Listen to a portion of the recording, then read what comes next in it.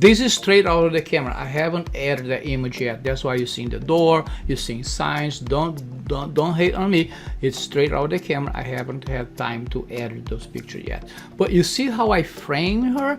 At the end there, on the far end, there is an elevator door. So she has a kind of two framing, right? So there are two walls over here where you have the exit door on the right. There are two walls, and at the end over there, there's an elevator in there, right? This is just a long hallway, and that's why we shot her.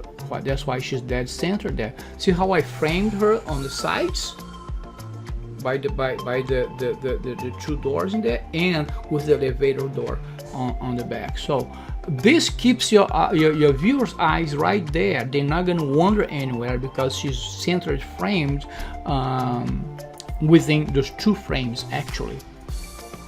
Okay, and again, this is a straight out of the camera image, haven't been edited yet. The way we got the red there, we had a gel AD200 all the way by the elevator door pointing up, and it had a sphere on it and a red gel, right? So when the light goes up and it hits the elevator door reflects and sends the light back, and we're able to light the entire room.